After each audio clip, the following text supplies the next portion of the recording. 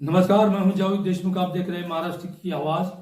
आज हम अपने दर्शकों को कोरोना के संदर्भ में यानी कोरोना के विषय में एक ऐसी जानकारी देना चाहते हैं। जिस तरह से चाइना के अंदर हाहाकार मचा है कि कोरोना वेरिएंट ओमिक्रॉन नई दस्तक दिया, ये चौथी लहर माना जा रहा है। लेकिन इसके पीछे की जो असल मंशा है, अमेरिका के जो बड़े बड़े विशेषज्ञ हैं, जो अर्थव्यवस्था को जो दुनिया में चला रहे हैं, उनका सबसे मास्टर प्लान ये है कि किस तरह से चाइना को आर्थिक व्यवस्था से कमजोर किया जाए और किस तरह से कोरोना के नाम पर पूरे दुनिया में अर्थव्यवस्था को तहस नहस किया जाए।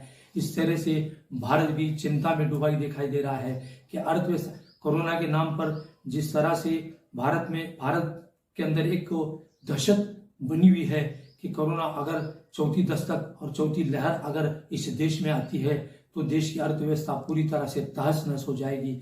इसी तर्ज पर चाइना की ऑथेंटिक यानी अधिकृत तौर पर अभी तक ये बात के संकेत नहीं मिले, कोई प्रमाण नहीं मिला कि कितने लोगों की मौत हुई है। ओमिक्रॉन वेरिएंट कोरोना से कितने लोगों की मौत हुई है।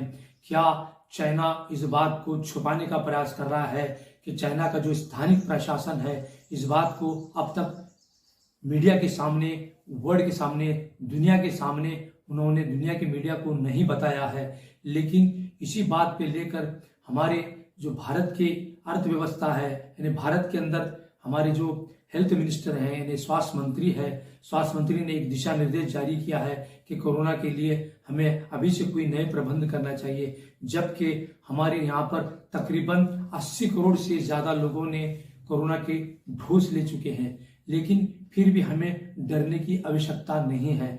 जब हमें 2 डोज के तकरीबन 70 से 80% ने लिया है तो हमें कोरोना का भय क्यों सता रहा है, कोरोना के नाम पर लोगों को क्यों डराया जा रहा है। जब कोरोना ओमिक्रॉन वेरिएंट क्या नई रूपरेखा लेकर आ रहा है, क्या कोरोना नए रूप में भारत में आ रहा है, क्या वो वैक्सीन जो लिए हैं, जो लोगों ने जो 2 डोज वैक्सीन लिए हैं वो क्या नाकाम हो गए हैं।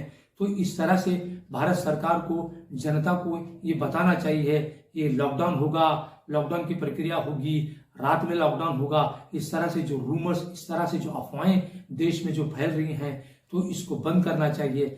या तो 80 करोड़ ने जो 2 लोगों ने जो कोरोना के वैक्सीन के जो डोज लिए हैं वो क्या नाकाम हुए हैं, इस तरह से का विश्लेषण करना चाहिए ताकि भारत सरकार भी हम देश के 135 करोड़ लोगों को बताना चाहिए कि जिन्होंने जो डोज ली है, जो लोगों ने जो डोज लिया उनको चिंता करने की जरूरत नहीं है। मास्क अनिवार्य करा रहे हैं। ये कैसा अद्भुत खेल इस देश में चल रहा है। जब हम कोरोना से हमें अभी डरने की क्या आवश्यकता है, जब कोरोना से हम पीड़ित ही नहीं हुए, कोरोना के पूरी तरह से वैक्सीन है, उसका उपचार हुआ है, कोरोना से हम रहित हो चुके हैं, तो फिर से कोरोना का प्रचार क्यों किया जा रहा है। क्या जरूरत है कोरोना का प्रचार करने की।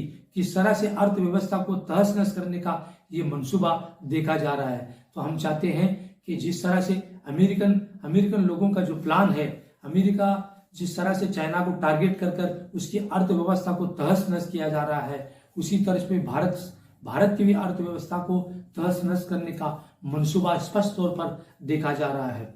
अमेरिका क्या चाहता है कि भारत एक विश्व गुरु और एक अर्थव्यवस्था में मजबूत हो।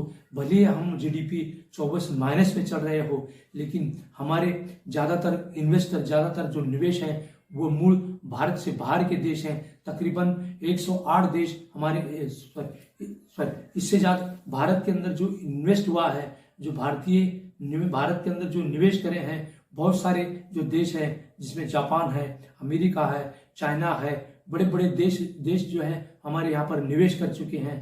तो इस तरह से अमेरिका चाहता है कि भारत के अंदर एक ऐसा रूमर्स फैलाया जाए और कोरोना के नाम पर लोगों को डराया जाए।